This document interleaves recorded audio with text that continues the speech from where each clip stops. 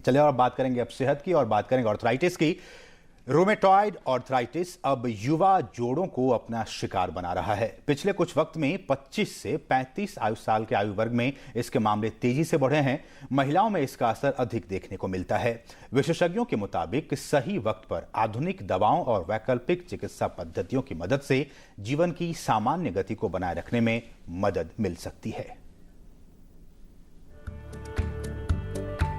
Rheumatoid arthritis यानी गठिया जोड़ों की समस्या है जो युवाओं के साथ ही साथ कम उम्र की महिलाओं में अधिक होने लगी है। रोमेटॉइड आर्थराइटिस है वो बेसिकली इडियोपैथिक कॉज है। इसके पीछे मतलब कोई रीज़न नहीं पता है। अच्छा, यूजली ये यंग में ही होती है और फीमेल्स में ज़्यादा होती है और ये क्रॉनिक मतलब जैसे कहते हैं कि पुराना इन्फ्लेमेशन यानी सूजन वाली बीमारी है जो जोड़ों को ज़्यादा इन्वॉल्व करती है। ऑल्दो ये मसल्स को भी इन्वॉल्व करती है और भी टिश्यूज़ को इन्वॉल्व करती है, लेकिन प्राइमरली जॉइंट्स को इसलिए इन्वॉल्व करती है क्योंकि उसमें साइनोवियल मेम्ब्रेन होती है जो कि साइनोवियल मेम्ब्रेन को स्वेल कर देती है और वो स्वेलिंग जो होती है वो धीरे धीरे जो टिश्यूज़ होते जो हमारे कार्टिलेज होते हैं उसको धीरे धीरे खाती रहती है जिससे जोड़ खराब हो जाते हैं। 20 से 40 वर्ष की उम्र की महिलाओं को इसके होने की आशंका अधिक होती है। रूमेटॉइड आर्थराइटिस के कई लक्षण होते हैं। इसमें हाथ पैर में अकड़न और जोड़ों में सूजन होने लगती है और कई अन्य समस्याएं भी आती हैं। बुखार भी इसका लक्षण हो सकता है।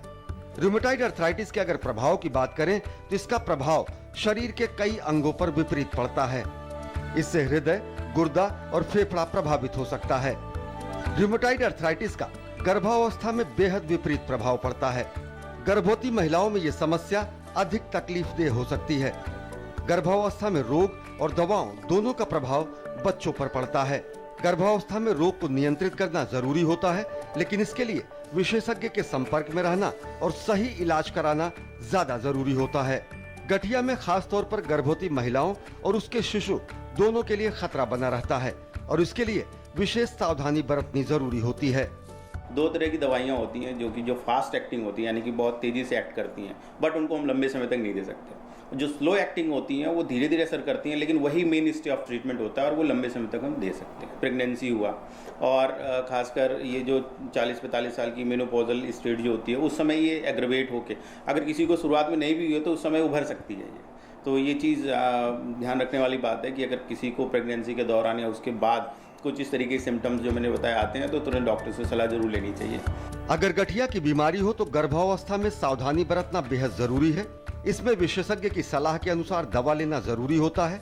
रोग को नियंत्रित करने के लिए नियमित इलाज कराएं। गर्भधारण से पहले रोग को नियंत्रित करें। रोग नियंत्रित करने पर गर्भावस्था में समस्या नहीं होगी। गर्भावस्था में दवाएं कम कर देनी चाहिए। दवाएं कम करने से शिशु पर इसका प्रभाव कम पड़ता है। जल्दी इलाज शुरू करने से बेहतर नियंत्रण संभव होता है, लेकिन इसके लिए रूमेटोलॉजिस्ट और स्त्री रोग विशेषज्ञ के संपर्क में रहें। सही इलाज के जरिए रूमेटॉइड आर्थराइटिस को नियंत्रित कर इससे होने वाली जटिलताओं को बखूबी रोका जा सकता है।